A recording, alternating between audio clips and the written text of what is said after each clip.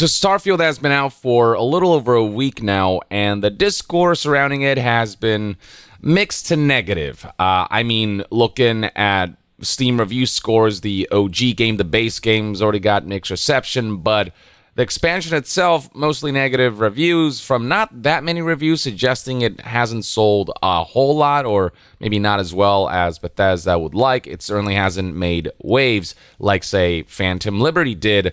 And something to note about Phantom Liberty is that it too is $30. You can see right here both are $30, but many have argued that Phantom Liberty just offers a lot more. For a $30 DLC, Shattered Space just felt a little lacking in content is one of the complaints behind it.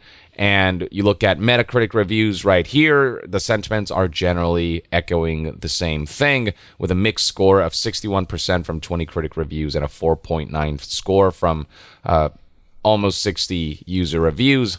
And then looking at Steam charts, you can see that Shattered Space hasn't increased the 24-hour peaks of this game all that much, again suggesting that its sales isn't dramatically large or anything that will kind of mark a major course correction or major resparking of interest for Starfield.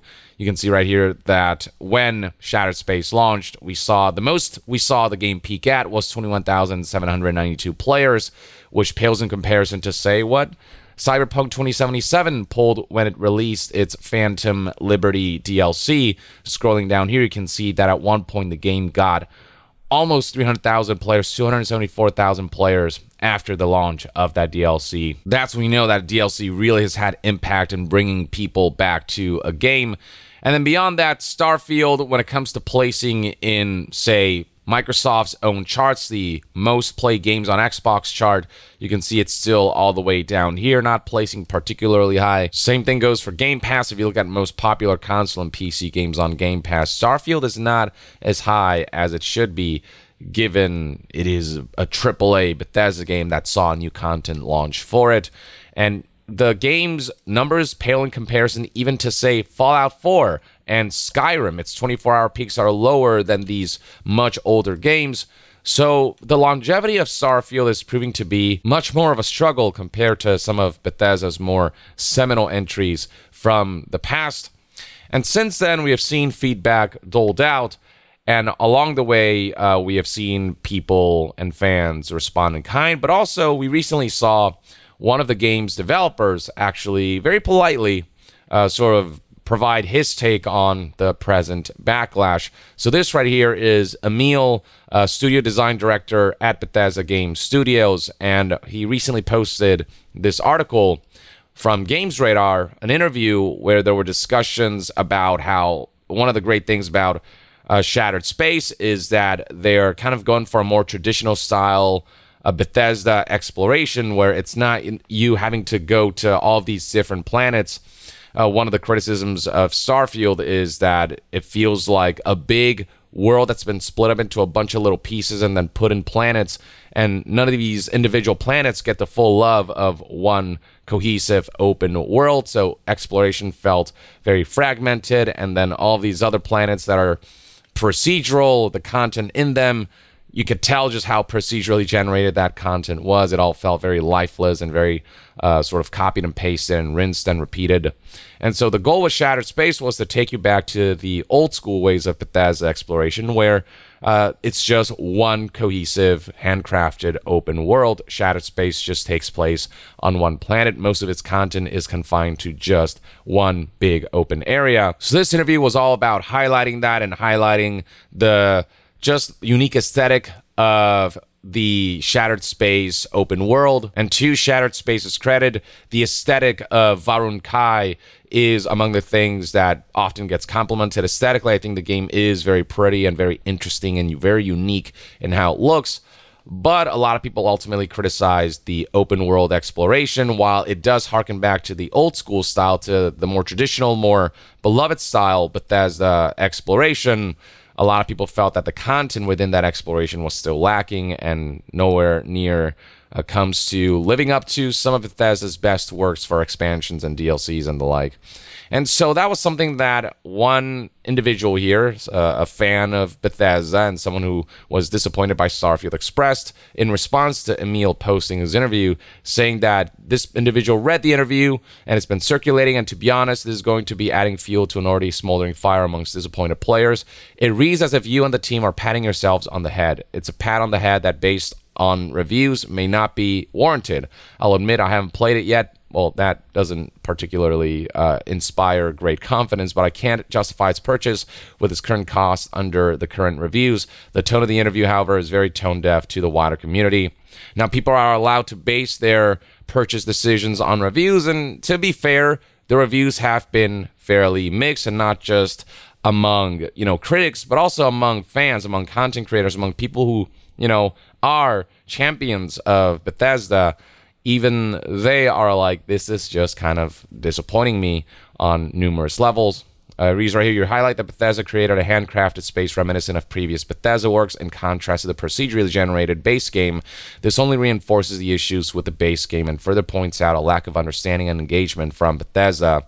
I think the fact that Bethesda even decided to go back to a more traditional model highlights their regret for the fundamental conceptual choice that they made with Starfield, which is split a giant open world across numerous planets. It feels like it's them realizing that they can't just lean on that model because there's only so much that they can handcraft, and the more split up that is across more planets, just the more disjointed and the less enjoyable exploration feels in this game. The very idea of a space game for Bethesda and how it spreads itself thin across, thousands of planets or whatever, with a lot of it being procedurally generated.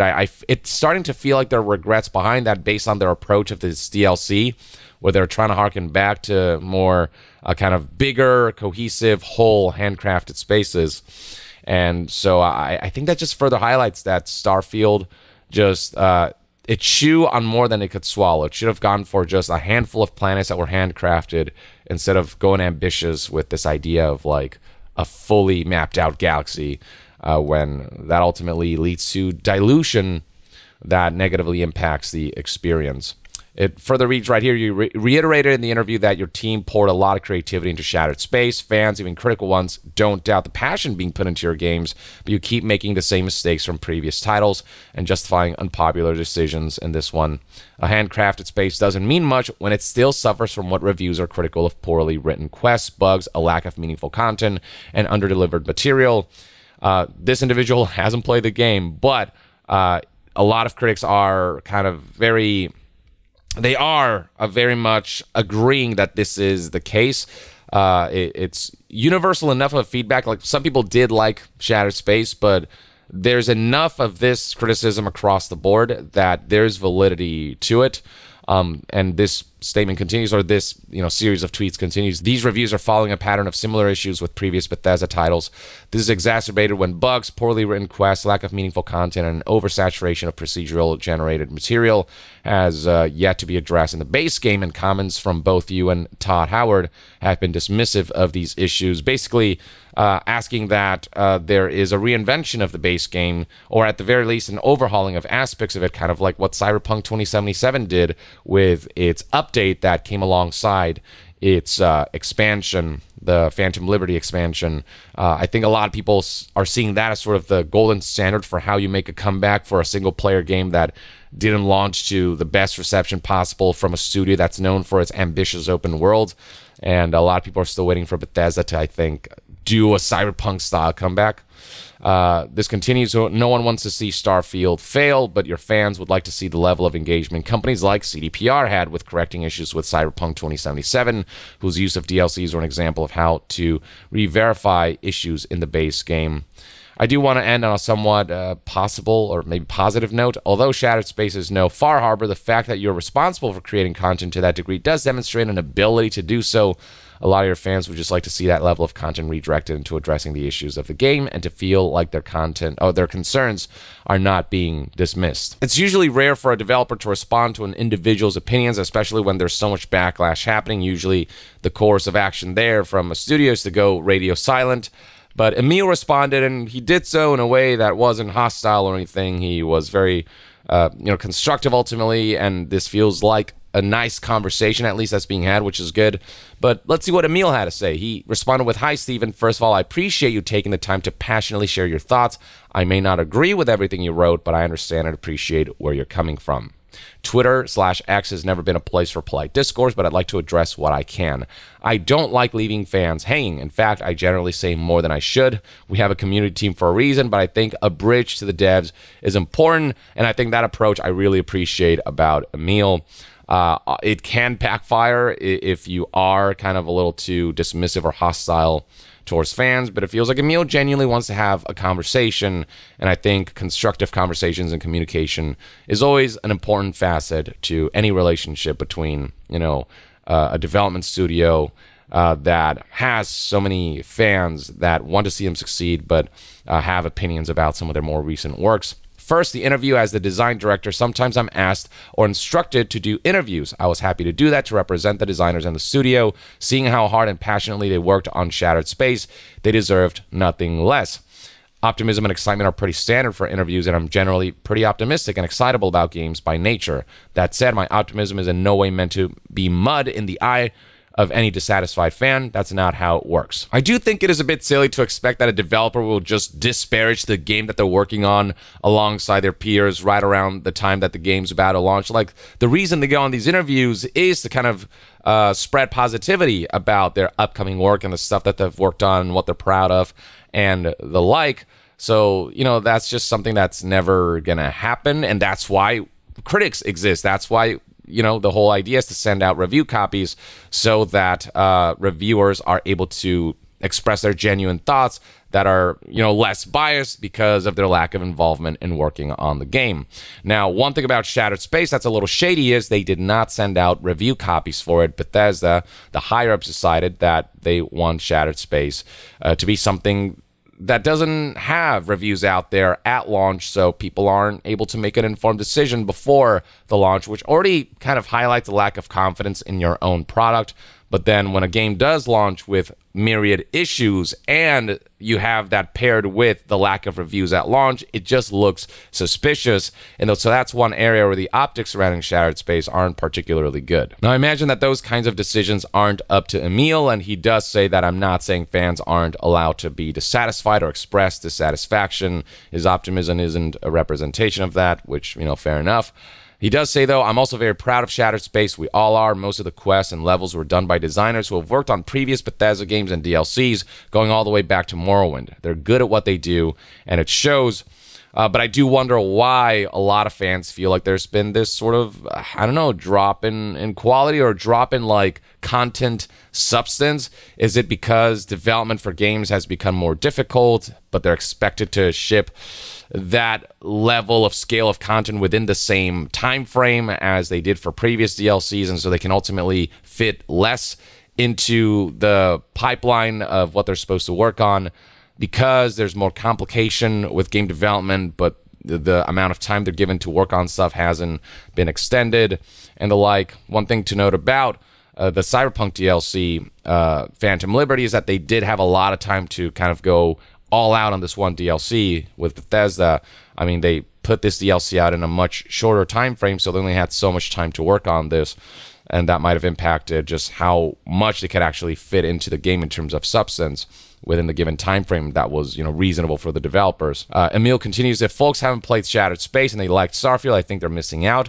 If folks have played Shattered Space and still don't like it, that makes me sad, honestly. Just know that we have also been hearing from plenty of people who love it, and yeah, there are definitely folks out there who have expressed that they actually did enjoy the experience, but reception is mixed enough where this is clearly not universally teamed but among Bethesda's best works. Emil continues, maybe it's a game of expectations. Fans want a lot, and we do all we can to accommodate them.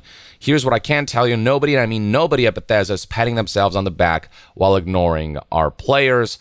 Expectations definitely is a part of it, but the reason the expectations have raised is because what other developers have delivered has raised as well, and so the expectations, kind of go at that level.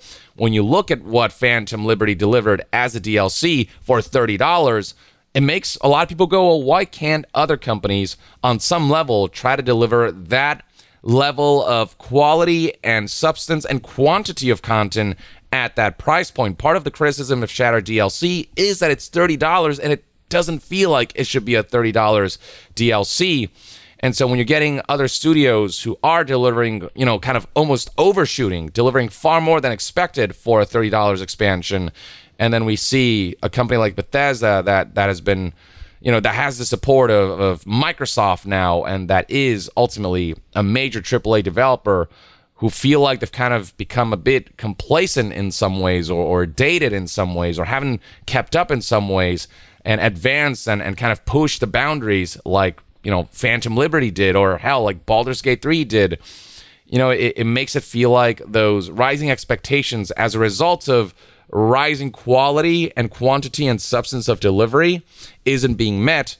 And so, yes, it is a matter of expectations, but I think those expectations come from a place of, we have seen what can be done when potential is maximized. And it feels like Bethesda's potential of what they can deliver at certain price points, and the kinds of content they should be delivering given the resources and manpower that they have from all of their success in their recent years of success. It just feels like that potential for Bethesda isn't being met. But yeah, fans do want a lot, but Emil does highlight that Bethesda isn't like ignoring fans and saying we did a great job. It's like they're always listening, and they did on some level show that with the update before the Shattered Space DLC that added vehicles and that added a lot of quality of life improvements that, to be fair, should have been in the base game, but that at the very least they did hear that feedback and did course correct on that front. But it's still like not fully where it needs to be, is the general feeling. Emil continues, Starfield is a massive game, and it takes time for us to address things, and that's one thing that CD Projekt did take a lot of. They took a lot of time to make the Phantom Liberty DLC, and Emil, I think, here is basically saying like we can only do so much within a certain time frame. And Starfield right now, when did the original Starfield come out? September 5th, 2023. The game is a little over a year old, and that's just not a whole lot of time to make a whole lot happen, you know what I mean? Like, they made some strides within that year, but I'm curious to see where the game will end up within 2-3 years, and if they will actually continue supporting this game. And if we can see, because No Man's Sky, that took a while before it made the comeback that it did. And again, Cyberpunk, same thing. It took years for them to release the content that's now allowed it to make the comeback. So maybe there's still a chance for Starfield. But Shattered Space, it being the first expansion, the expectations that were on it because of the disappointment for the base game, like, it didn't make the best impression that gives people hope that Starfield can see a level of overhauling or some kind of reinvention that will allow it to kind of be that the game that people expected and hoped this would be, that didn't turn out to be the case at launch, at least.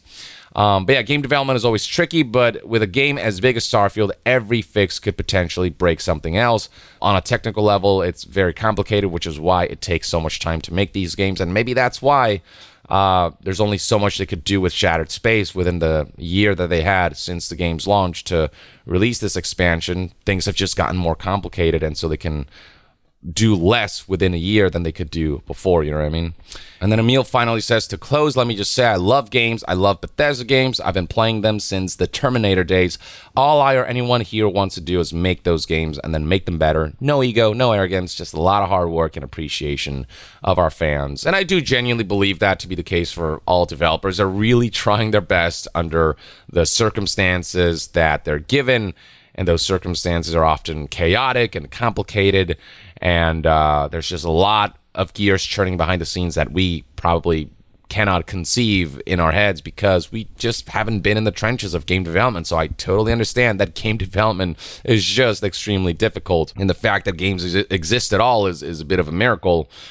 But at the same time, I think it's important to always be honest about feedback, and despite the hardships of game development, seeing what has been accomplished and what we have seen when we see peak games, I think there's nothing wrong with having certain standards and raising those standards, and having companies kind of have the competitive spirit of like, oh yeah, let's like one up them, because that's when you get amazing new experiences, amazing new games that you thought weren't possible before. That's when you get things that just, become masterpieces and become ingrained in the stones of history and etched in there forever and remembered as classics. That's how those boundaries are pushed, by one-upping each other, which is why people are making comparisons that will hopefully inspire others to follow certain models and certain like quality standards and substance standards and quantity standards for certain price points and the like.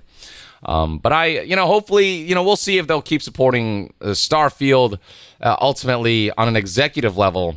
With Starfield sales not looking particularly stellar, I have to wonder how much money they're willing to put into allowing developers to take Starfield and make more content and expand upon it and maybe even overhaul it, or whether Shattered Space will shatter hopes on an executive level that this is a project worth investing in, and whether it'll just kind of peter out and they'll ultimately move on to their next big project, Elder Scrolls 6. I suppose only time will tell how things will pan out, but until then, this is the most we've seen in terms of Bethesda responding to backlash surrounding Starfield and Shattered Space, and I'd love to hear what your thoughts and opinions are on the current discourse surrounding this title in the comments below. And to be further updated on all things gaming news, reviews, and discussions, stay tuned right here on Young Yeah. I'll see you guys next time. Young out.